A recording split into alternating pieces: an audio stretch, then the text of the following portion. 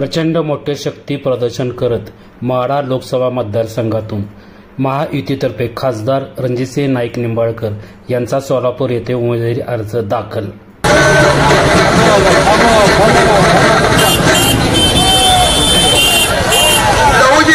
शक्ती सेनेचे प्रमुख कसबे साहेब यांना विनंती करतो आपण स्टेजवरती यायचं आहे। विष्णुभाऊ कसबे राष्ट्रीय अध्यक्ष लहुजी उस्ताद लहुजी शक्ती सेना यांचे राष्ट्रीय अध्यक्ष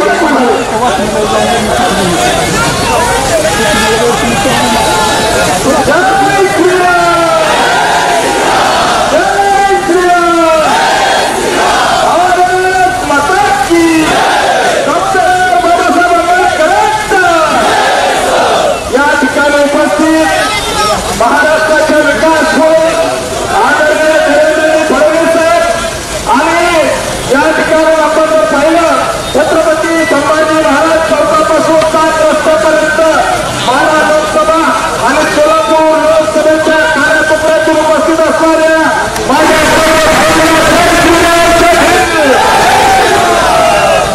मित्रांनो, ही निवडणूक देशाची निवडणूक आणि या निवडणुकीमध्ये मोदीजींनी जे काम केलं 10 वर्षाची विकासाची गंगा आली आहे।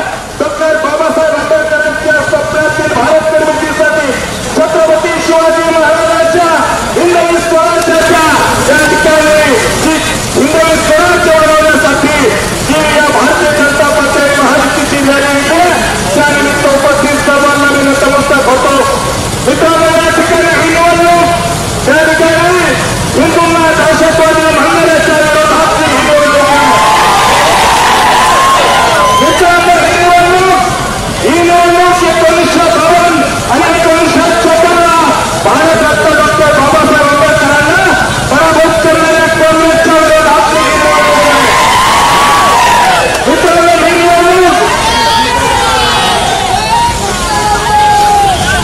ही निवडणूक या ठिकाणी अनेक वर्ष आपल्या प्रभू रामचंद्रांना दमवून ठेवणाऱ्या काँग्रेसच्या विरोधातली निवडणूक। मित्रांनो, ही निवडणूक या ठिकाणी मुस्लिम लीगचा अजेंडा चालवणाऱ्या काँग्रेसच्या विरोधातली निवडणूक आहे। त्यामुळे आपल्या सगळ्यांना विचार करायचा, या ठिकाणी नेहरूंनी स्वतः पंतप्रधान असताना स्वतःला भारतरत्न घेतला, परंतु आमच्या बाबासाहेबांना त्या ठिकाणी 1990 झाले तेव्हा भारतरत्न काँग्रेसमध्ये देऊ दिला नाही। 1990 भारतीय जनता पार्टीचं सरकार सत्तेमध्ये असताना त्या ठिकाणी सदैवमध्ये असताना भारतीय जनता पार्टीने मागणी केली आणि बाबासाहेबांना त्या ठिकाणी भारतरत्न भेटला। त्यामुळे मित्रांनो, ही निवडणूक त्या ठिकाणी हिंदू आतंकवाद म्हणणाऱ्याच्या विरोधातली निवडणूक आहे। ही निवडणूक बाबासाहेबांना पराभूत करण्यासाठी काँग्रेसने जो अजेंडा चालवला त्या काँग्रेसच्या विरोधात निवडणूक आहे। ही निवडणूक त्या ठिकाणी बाबासाहेब ज्या काँग्रेसला त्या ठिकाणी जगत घर बनले त्या काँग्रेसच्या विरोधातली निवडणूक आहे। त्यामुळे माझी विनंती आपण त्या काळामध्ये ज्या मोदीजींनी राम मंदिर बांधलं, त्या मोदीजींनी गोरगरिबाला घर दिले, त्या मोदीजींच्या मागं ताकदीने उभं राहावं एवढं बोलतो आणि माझे 2 शब्द संपवतो। जय हिंद, जय महाराज, जय भीम। यानंतर महालोकसभेचे उमेदवार वंचितराव छत्रपती साहेबांचे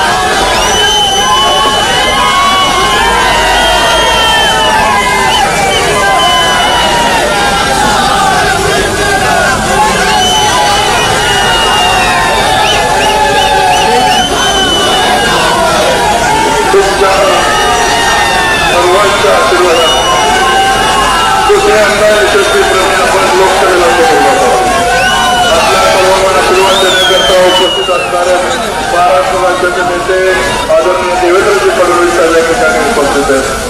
मला आपल्याला सर्वांना सांगायचं 5 वर्षापूर्वी जेव्हा आम्ही निवडणुकीला समोर गेलो होतो तर त्यावेळेसची परिस्थिती या मतदारसंघाचा झालेला निकाल आणि 5 वर्षामध्ये संपूर्ण सोलापूर आणि माढा लोकसभेचा झालेला विकास हे संपूर्ण आता दैनिक असतं। या ठिकाणी त्यांनी विकास पुरुष म्हणून आदरणीय देवेंद्रजी फडणवीस उपस्थित आहे। मी आणि आमदार असतील किंवा या मतदारसंघाचे खासदार असतील विकासाचा प्रत्येक दिलेला शब्द त्यांनी पाळला त्या आदरणीय देवेंद्रजी फडणवीस साहेब या ठिकाणी उपस्थित आहे त्यांच्यासाठी कारण तुम्हाला मी विश्वास देतो की हजारोच्या संख्येने या ठिकाणी आज आपण थोडंसं यशवंत वाढलेले याच्यामध्ये हजारोच्या संख्येने रस्ते आता लोकांचा समूह या ठिकाणी उपस्थित होता। मला आपल्याला निवडणुकीच्या समोर जाताना मला अतिशय आनंद होत आहे की माझ्या लोकसभा मतदारसंघामध्ये जे शब्द आपण 2019ला दिले होते आदरणीय मोदीजींनी ते शब्द दिले होते शब्द अपूर्ण राहिला नाही। मग तो शिक्षणाचे प्रश्न असतील रेल्वेचे प्रश्न असतील किंवा नीरा देवकर सारखा आमचा महत्वाकांक्षी प्रकल्प असेल दोनपंचवडी सरकार असेल हिरेकापूर सरकार असेल खैराव मालेगाव सरकार असेल कोथवडी सरकार आमच्या दहेगाव उपसा सिंचन योजना असेल सांगोला उपसा सिंचन योजना असेल किंवा सगळ्याला जिवाळ्याला या सोलापूर जिल्ह्याला दुष्काळमुक्त करणारा या ठिकाणी कृष्णा फ्लड डायव्हर्शनचा प्रोजेक्ट असेल या सर्व प्रोजेक्टपैकी जवळपास 80% प्रोजेक्ट आपले चालू झालेले आणि कृष्णा फ्लड डायव्हर्शनला मान्यता देऊन त्याच्यामध्ये तरतूद करून कृष्णेचं पाणी सोलापूर जिल्ह्याच्या संपूर्ण ग्रामीण भागासाठी आपल्या आशीर्वादाने आम्ही बरोबर काम करतो आणि काही येणाऱ्या 2 महिन्यामध्ये गोष्टीच्या फलटणीचा झालेला गोष्टी आतापर्यंत पोहोचता 2-2.5 महिन्यामध्ये पूर्ण होईल।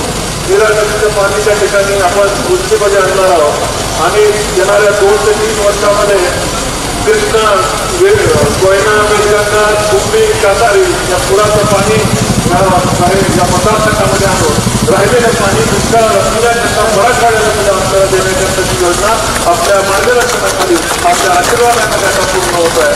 या मतदारसंघाचा विश्वास आदरणीय देवेंद्रजींवर आहे आदरणीय मोदीजींवर आहे कारण दिलेल्या शब्द पाळणारा विकास पुरुष म्हणून आम्ही आपल्याकडे बघतो दुष्काळी भागाचा देव म्हणून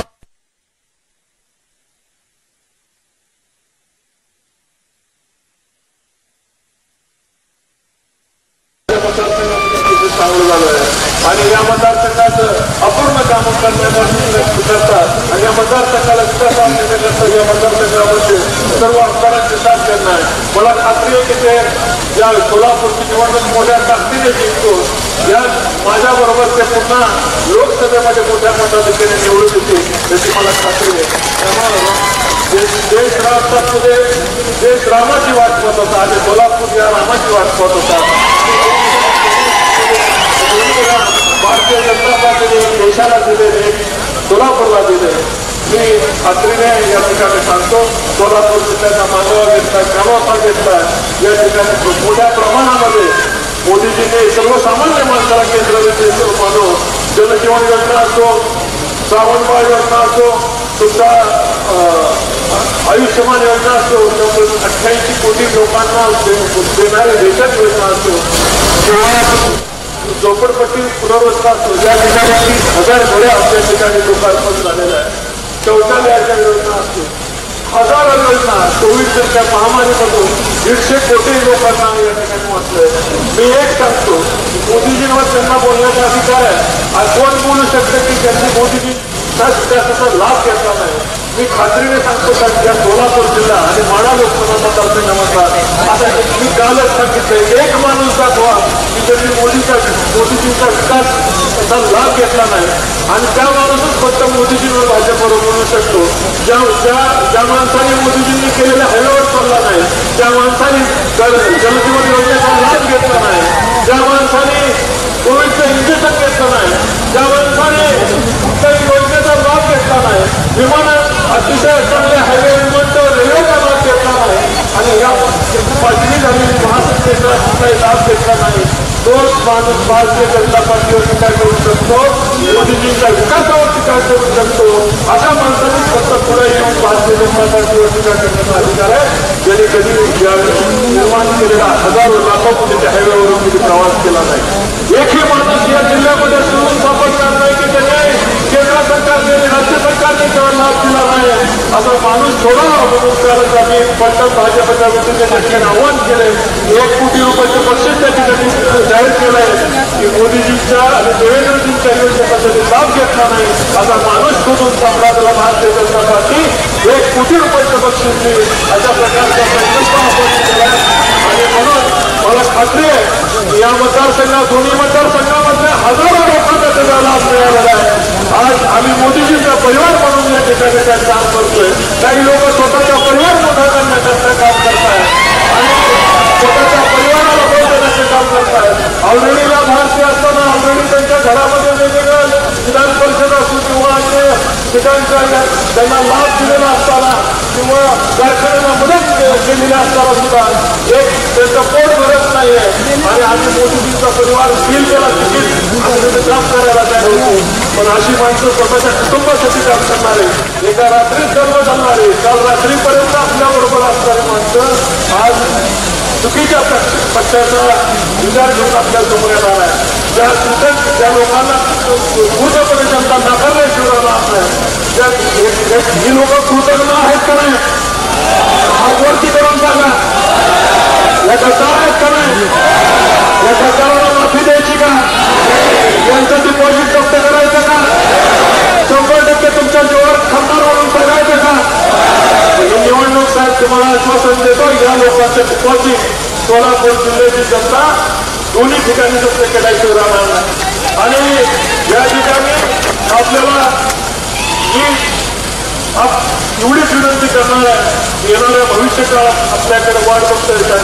येणाऱ्या भविष्य काळामध्ये कृष्णेचं पाणी कृष्णाबाईला उजनीमध्ये असल्याची जबाबदारी आपण घ्यावी एवढी मी आपल्याला विनंती करतो आणि साहेबांना मी बोलण्यासाठी विनंती करतो. जय हिंद, जय भारत.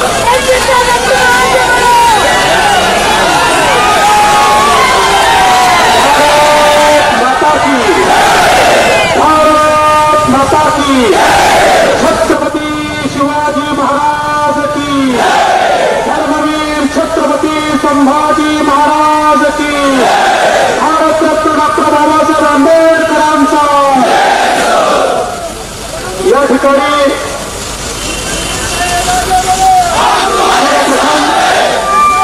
हिंदवी स्वराज्याचे सरसंस्थापक छत्रपती शिवरायांना मानाचा मुजरा पडतो.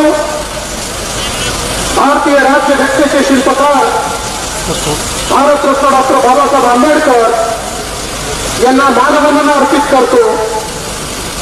ज्या स्थानावर आपण आहोत त्या ठिकाणी आमच्या सोलापूरकरांचं स्वातंत्र्य मिळवण्याकरता ज्यांनी हौतात्म्य दिलं अशा 4ही हुतात्म्यांना वंदन करतो आणि राजमाता अहिल्यादेवी होळकर यांना देखील मानवंदना अर्पित करतो. आज या ठिकाणी मंचावर उपस्थित असलेले सर्वांनी आपले माढा लोकसभेचे उमेदवार आणि लोकप्रिय खासदार रणजितसिंह नाईक निंबाळकरजी, सोलापूरचे उमेदवार तरुण परबदार,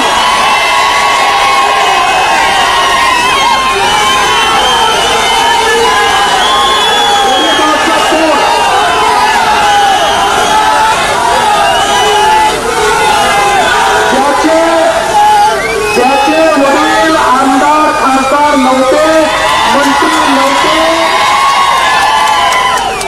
ऊसतोड कामगाराचा पोरगा असलेला पण लोकप्रिय आमदार रामभाऊ सातपुते, खासदार जयसिद्धेश्वर महास्वामीजी, आमदार सुभाषबापू देशमुख, आमदार विजयकुमार देशमुख वालक, आमदार बबनदादा शिंदे, आमदार जयकुमारजी गोरे, आमदार सचिनजी कल्याण शेट्टी, आमदार चंद्रबाबू शिंदे, आमदार समाधान अवतारे, आमदार यशवंतजी माने, आमदार शहाजी बापू पाटील,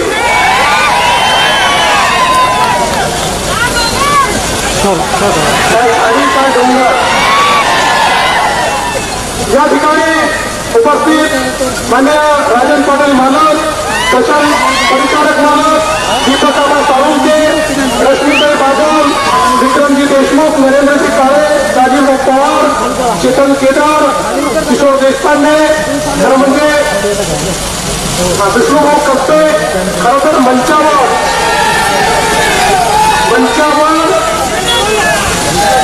आमचे दौलत नाना पण या ठिकाणी आहेत. मंचावर भारतीय जनता पार्टी, शिवसेना, राष्ट्रवादी काँग्रेस, रिपाई, लहुजी शक्ती सेना, त्याचप्रमाणे रासप, जय मल्हार क्रांती संघटना, अशा सगळे आमचे आनंद चंदन शिवेजी आहेत, सचिनजी आहेत, संजय मशेलकरजी आहेत.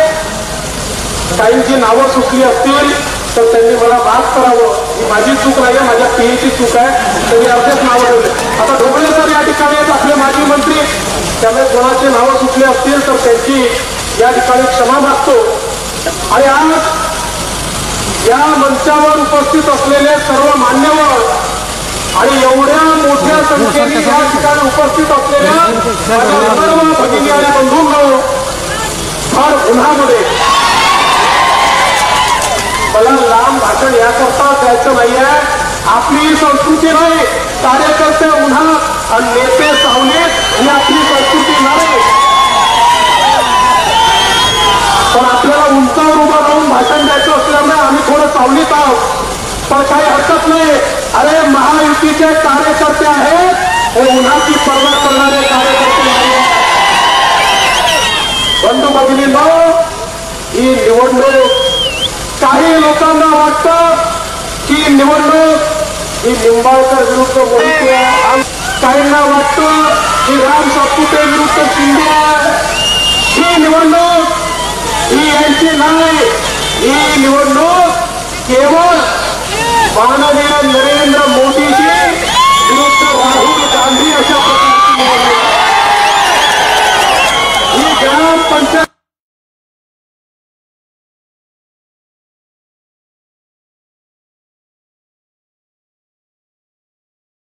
विधानसभेची निवडणूक नाही.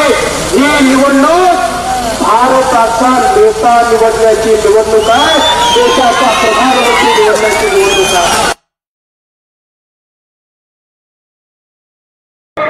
शिवसेना, राष्ट्रवादी काँग्रेस, रिपाई, लहुजी शक्ती सेना, त्याचप्रमाणे रासप, जय मल्हार क्रांती संघटना, अशा सगळे आमचे आनंद चंदन शिवेजी आहेत, सचिनजी आहेत, संजय मशेलकरजी आहेत. काहींची नावं सुटली असतील तर त्यांनी मला माफ करावं. ही माझी चूक नाही आहे, माझ्या पीएची चूक आहे. त्यांनी अर्धेच नावं ठेवले. आता ढोबळे सर या ठिकाणी आहेत, आपले माजी मंत्री. त्यामुळे कोणाचे नावं सुटले असतील तर त्यांची या ठिकाणी क्षमा मागतो. आणि आज या मंचावर उपस्थित असलेले सर्व मान्यवर आणि एवढ्या मोठ्या संख्येने या ठिकाणी उपस्थित असलेल्या माझ्या सर्व भगिनी आणि बंधूंनो, भर उन्हामध्ये मला लांब भाषण याकरताच द्यायचं नाहीये. आपली संस्कृती नाही. कार्यकर्ते उन्हात आणि नेते सावलीत ही आपली संस्कृती नाही. पण आपल्याला उंचावर उभं राहून भाषण द्यायचं असल्यामुळे आम्ही थोडे सावलीत आहोत. पण काही हरकत नाही. अरे महायुतीचे कार्यकर्ते आहेत, हे उन्हाची पर्वा करणारे कार्यकर्ते नाही आहेत. बंधू भगिनींनो, ही निवडणूक काही लोकांना वाटतं की निवडणूक ही निंबाळकर विरुद्ध मोहिते आहे. काहींना वाटतं की राम सातपुते विरुद्ध शिंदे आहे. ही निवडणूक ही यांची नाही. ही निवडणूक केवळ माननीय नरेंद्र मोदीजी विरुद्ध राहुल गांधी अशा प्रकारची निवडणूक आहे. ही ग्रामपंचायतची निवडणूक नाही. ही जिल्हा परिषदेची निवडणूक नाही. महानगरपालिकेची निवडणूक नाही, विधानसभेची निवडणूक नाही, ही निवडणूक भारताचा नेता निवडण्याची निवडणूक आहे, देशाचा प्रधानमंत्री निवडण्याची निवडणूक आहे. या ठिकाणी केवळ दोनच पर्याय आहे. एक पर्याय विश्वगौरव विकास पुरुष माननीय नरेंद्र मोदीजी आहेत. मोदीजींच्या नेतृत्वामध्ये आपली महायुती आहे, एनडीए आहे.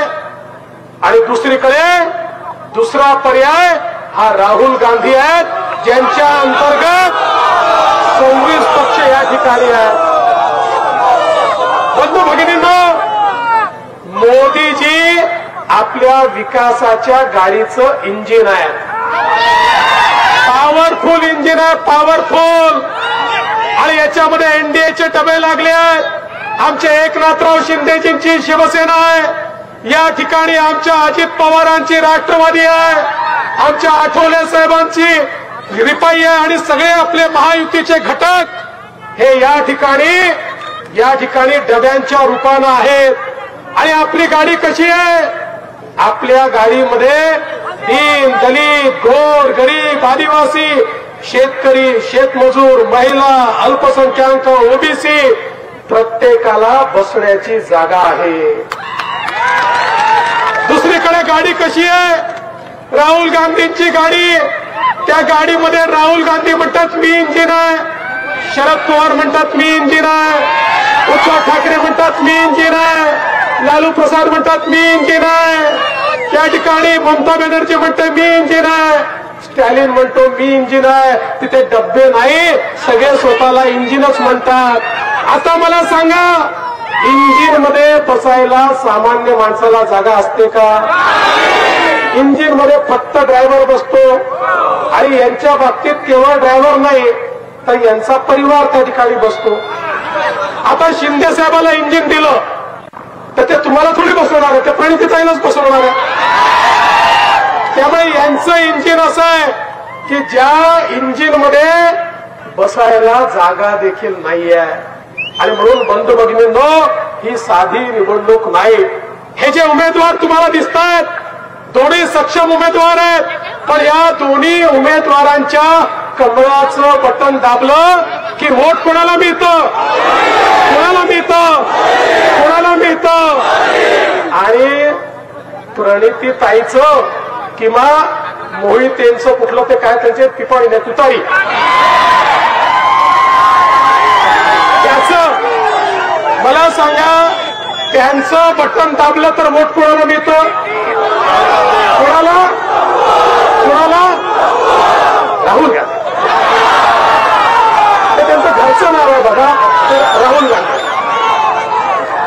आता मला सांगा, कोणाला मत दिलं पाहिजे, कोणाला दिलं पाहिजे? सोलापूरकर इतके हुशार लोक, काय सांगण्याची गरज आहे, सगळ्यांना माहिती आहे देशाचा विकास केवळ आणि केवळ मोदीजी करू शकतात. या ठिकाणी ही निवडणूक मोदीजींना देशाचं तिसऱ्यांदा प्रधानमंत्री करण्याची निवडणूक आहे आणि त्याकरता आपण सगळे एकत्रित आहोत. बंधू भगिनींनो, केवळ 10 वर्षामध्ये माननीय मोदीजींनी 25 कोटी लोकांना गरिबी रेषेच्या बाहेर काढलं. 25 कोटी लोक जगाच्या पाठीवर अर्थतज्ञ म्हणतात हा मोदींचा काय चमत्कार आहे की 25 कोटी लोक गरिबी रेषेच्या बाहेर आले. केवळ 10 वर्षामध्ये 20 कोटी लोक जे झोपडीमध्ये राहायचे ते आज पक्क्या घरात राहतायत. मोदीजींनी त्यांना घर दिलेलं आहे. 50 कोटी लोक ज्यांच्या घरी शौचालय नव्हतं आज त्यांच्या घरी शौचालय आहे मोदी साहेबांमुळे. 55 कोटी लोक ज्यांच्या घरी आया बहिणी चुली फुकून फुकून त्या ठिकाणी स्वयंपाक करायच्या त्यांच्या घरी गॅस आहे. मोदी साहेबांनी त्या ठिकाणी उज्ज्वलाच्या योजनेतून दिला. 60 कोटी लोक ज्यांच्या घरच्या माता भगिनींना त्या ठिकाणी हंडा घेऊन विहिरीवर जागावं लागायचं, नदीवर जावं लागायचं, आज त्यांच्या घरी शुद्ध पिण्याचं पाणी पोचलं. ते मोदीजींमुळे हे 60 कोटी लोक जे 70 वर्ष हंडा घेऊन फिरत होते त्यांच्या घरी गेल्या 10 वर्षामध्ये मोदीजींनी पिण्याचं पाणी पोहोचवलं. 55 कोटी लोक ज्यांना कुठलंही त्या ठिकाणी सुविधा नव्हती, आयुष्यमान भारतच्या माध्यमातून मोदीजींनी त्यांना 5 लाखापर्यंत सगळा इलाज मोफत दिला. आज आम्ही गावोगावी जातात, म्हातारे लोक भेटतात. एका म्हाताऱ्याने मला सांगितलं, साहेब 3 लाख रुपये ऑपरेशन लागत होते, घरचे सगळे बसलो, विचार केला अजून 5-7 वर्ष जगायचं आहे, कशाला ऑपरेशन करायचं, त्यापेक्षा मेलेलं बरं. पण मोदीजींची आयुष्यमान भारत योजना आली, 3 लाखाचं ऑपरेशन मोफत झालं. आता 10 वर्ष मला काही होत नाही. हे त्या म्हाताऱ्याचे वाक्य ऐकल्यानंतर माझ्या लक्षात आलं की ज्याचा आशीर्वाद मोदीजींना आहे, मोदीजी का बाल भी कोई बाका नाही. बंधू भगिनींनो, तुम्ही बघा, आज मोदीजींनी शेतकऱ्यांकरता किसान सन्मान योजना आणली, पीक विम्याची योजना आणली, इरिगेशनच्या योजना आणल्या, आमच्या शेतकऱ्यांकरता नॅनो युरिया सारखी योजना आणली, आमच्या शेतकऱ्यांकरता MSP वाढवत त्या ठिकाणी जवळपास दुपटीपर्यंत पोहोचवलं. आणि त्याच वेळी आमच्या शेतमजुरांना देखील संरक्षण देण्याचं काम हे त्या ठिकाणी माननीय मोदीजींनी केलं. आता काही लोक या सोलापूरमध्ये काँग्रेसला समर्थन देत आहेत. माझी तक्रार नाही आहे, पण त्यांना विचारा, ते देखील दुसऱ्या पक्षात असताना आमच्याकडे आणि मोदीजींकडे आले. आम्ही पाहिलं नाही तुम्ही कुठल्या पक्षाचे आहे. 30,000 घरं या ठिकाणी आम्ही तयार करून दिली. आणि मी त्यांना सांगू इच्छितो, त्यांनी कोणालाही समर्थन दिलं तरी जनता ऐकणार नाहीये. जनतेला माहितीये घर कोणामुळे मिळालंय, त्यामुळे ते आपल्यालाच मतदान करणार आहेत. बंधू भगिनींनो, आज आपण बघा, आमच्या 12 बलुतेदारांकरता विश्वकर्मा सारखी योजना मोदीजींनी आणली. आमच्या मायक्रो ओबीसी करता विश्वकर्मा सारखी योजना आणली. आणि या योजनेच्या माध्यमातून 30,000 कोटी रुपये मोदीजींनी त्या ठिकाणी आमच्या या सर्व विश्वकर्मांना त्यांच्या विकासाकरता, त्यांचा पारंपरिक व्यवसाय वाढवण्याकरता, पारंपरिक व्यवसायात आधुनिकता आणण्याकरता दिली. त्यांच्या पुढच्या पिढ्या कल्याण झालं पाहिजे हा विश्वास मोदीजींनी या ठिकाणी करून दाखवला. आज आमच्या अनुसूचित जातीच्या तरुणांना मोदीजींनी स्टँडअप सारखी योजना आणली. आणि सगळ्या बँकांना सांगितलं, प्रत्येक बँकेच्या प्रत्येक ब्रांच मधनं जर अनुसूचित जातीच्या तरुणाला त्या ठिकाणी लोन मिळालं नाही तर बँकेचा लायसन्स मी रद्द करून टाकेन. आज अनुसूचित जातीचे हजारो तरुण हे उद्योजक करण्याचं काम माननीय मोदीजींच्या माध्यमातून झालेलं आपण सगळ्यांनी बघितलं.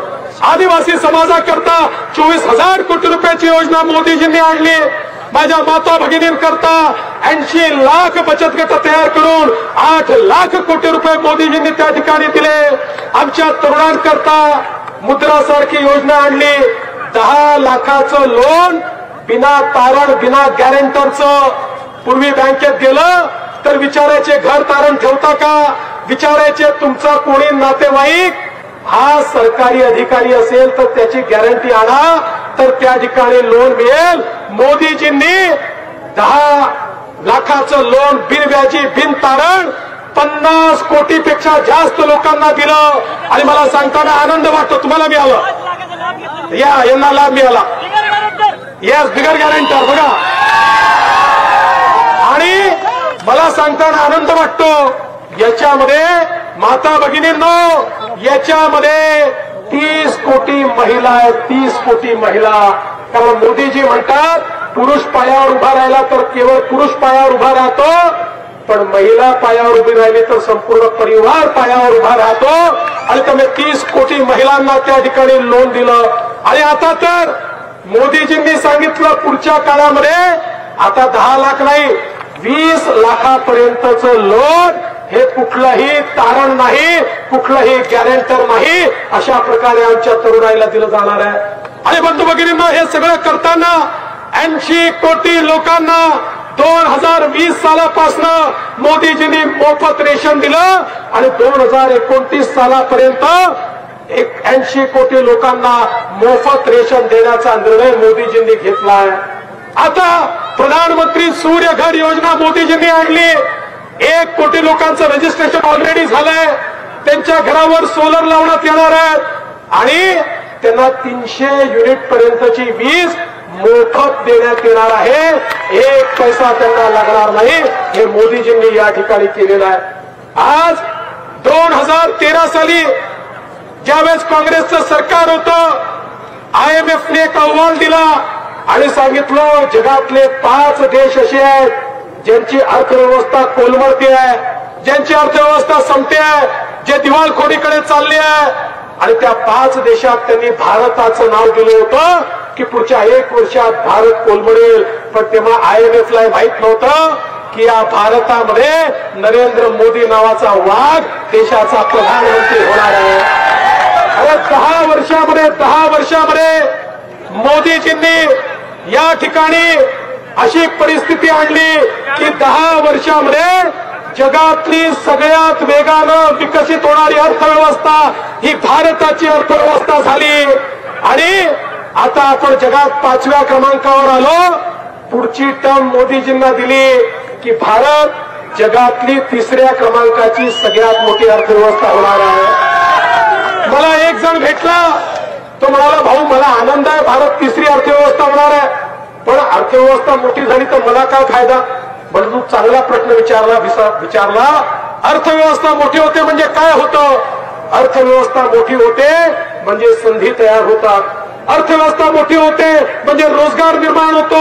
अर्थव्यवस्था मोठी होते म्हणजे नोकऱ्या मिळतात. अर्थव्यवस्था मोठी होते म्हणजे रस्ते बनतात, पूल बनतात, पोर्ट बनतं, एअरपोर्ट बनतं, घरं बनतात, पिण्याच्या पाण्याच्या योजना होतात, इरिगेशनच्या योजना होतात. अर्थव्यवस्था मोठी होते, गरीब कल्याणाचा अजेंडा चालतो. अर्थव्यवस्था मोठी होते, आपला देश संरक्षित राहतो. अर्थव्यवस्था मोठी होते तर देशाच्या तिजोरीत पैसा येतो आणि मग हा पैसा गरिबाच्या कल्याणाकरता, मध्यमवर्गीयांच्या कल्याणाकरता त्या ठिकाणी वापरला जातो. अर्थव्यवस्था मोठी होणं हे केवळ आकडे नाही आहेत, तर जनसामान्यांच्या कल्याणाकरता एक मजबूत अर्थव्यवस्था मोदीजी या ठिकाणी तयार करतायत.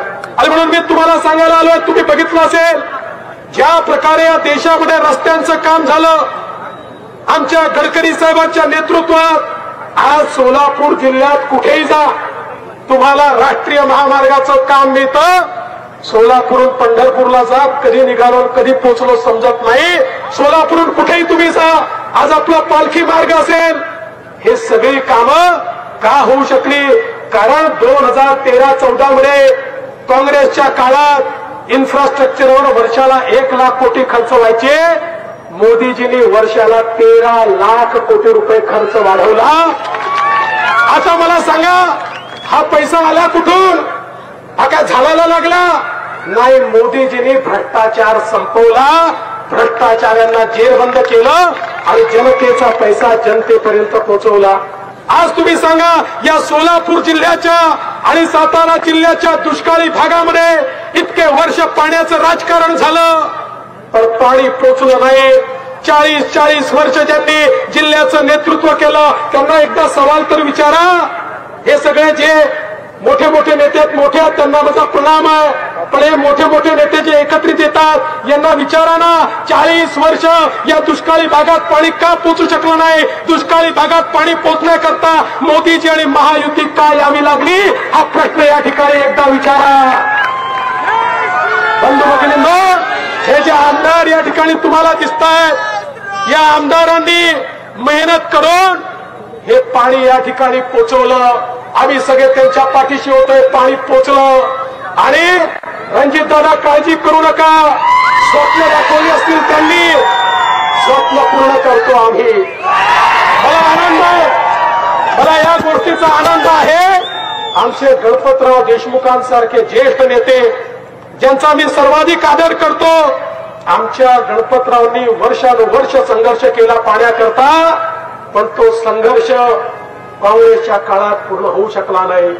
शहाजी बापू, आपल्या लक्षात असेल या ठिकाणी हा संघर्ष महायुतीचं सरकार आल्यानंतर पूर्ण झाला.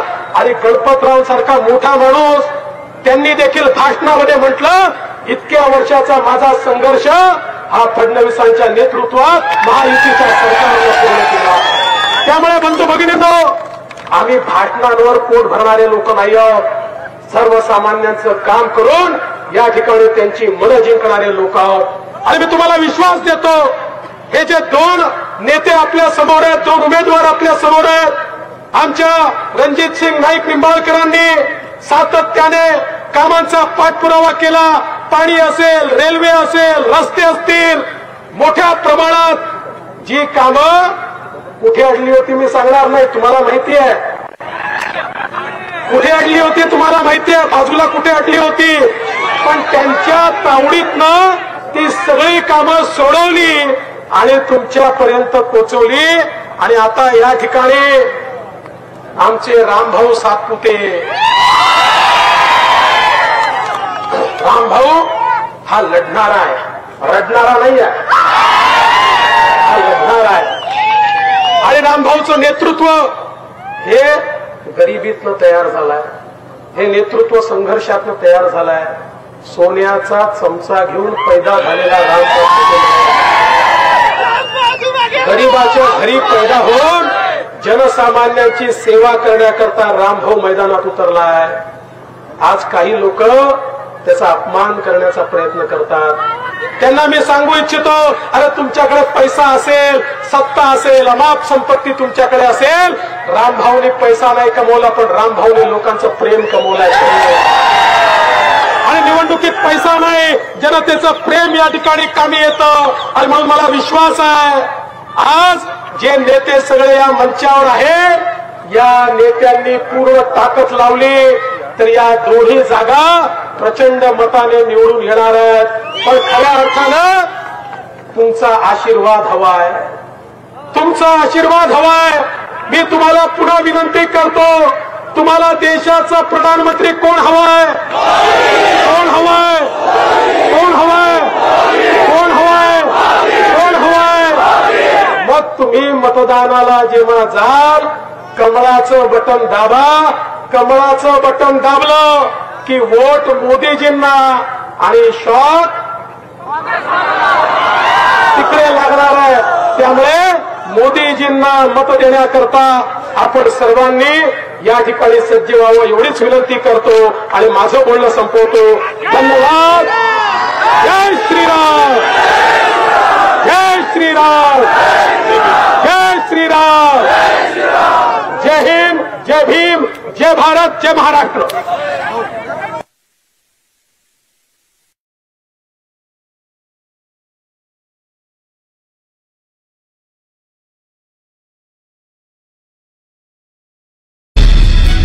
Thank you very much, Mr. K. Annamalai, for joining us here on. माननीय दत्ताजी शिंदे गोकुळ शुगरचे चेअरमन यांचा प्रवेश भारतीय जनता पार्टीमध्ये झालेला आहे.